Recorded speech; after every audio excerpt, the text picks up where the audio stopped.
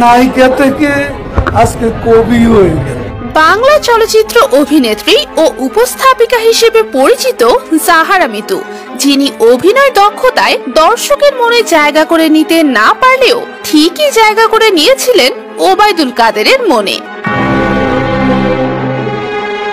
Cinema পাড়ায় offside নায়িকা হিসেবে পরিচিতি পাওয়া জাহারা মিতু নিয়মিতই ওবায়দুল কাদেরকে ঘুম পাড়িয়ে বাসায় ফিরতেন। তাদের এই ঘনিষ্ঠতার গল্প শুধু ব্যক্তিগত জীবনেই সীমাবদ্ধ ছিল না, বরং তা হয়ে উঠেছে বিনোদন জগতের অন্যতম আলোচিত ঘটনা। চলুন জেনে নেই কিভাবে এই নায়িকার জীবনে কাদেরের বিচরণ ঘটে। জাহারা মিতুকে নায়িকা বানানোর কারিগর ছিলেন ওবায়দুল কাদের। সুপারস্টার শাকিব খানের সঙ্গে আগুন নামক একটি সিনেমায় চুক্তিবদ্ধ হয়েছিলেন মিতু।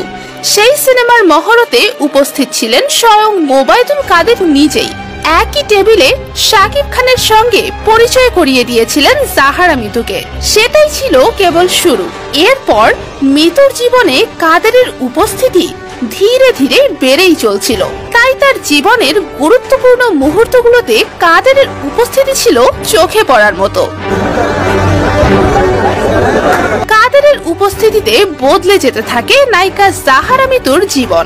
সিনেমা না করলেও তার বিলাসবহুল জীবন ছিল চোখে পড়ার মতো।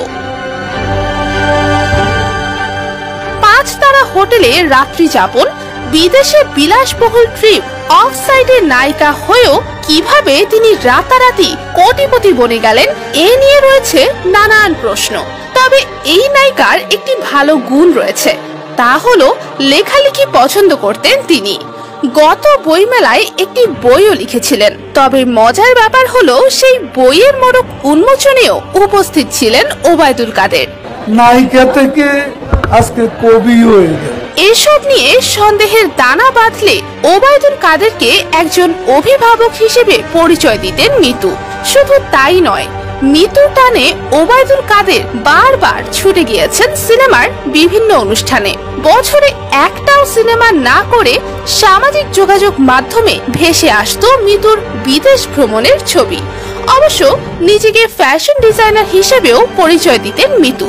কিন্তু তবুও প্রশ্ন থেকেই যায়, কাদেরের সাথে এই ঘনিষ্ঠতার পেছনে কারণ কি ছিল? এমন গুঞ্জন রয়েছে যে ওবায়দুল কাদেরের সাথে মিতুর ঘনিষ্ঠ সম্পর্কের কারণেই তার এই বিলাসবহুল জীবনযাপন সম্ভব হয়েছে।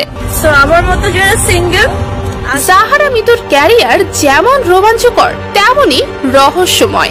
সত্য মিথ্যার বিচার হয়তো সময়ই করবে, কিন্তু এই মুহূর্তে মিতু এবং কাদেরের এই বন্ধুত্ব আমাদের জন্য নিঃসন্দেহে আলোচনার খোরাক। তো ভিউয়ার্স, আপনার কি মনে হয়, মিতুর সাথে ওবায়দুল কাদেরের সম্পর্কটা কি বন্ধুত্বের ছিল নাকি অন্য কিছুর? জানাতে পারেন আমাদের কমেন্ট বক্সে।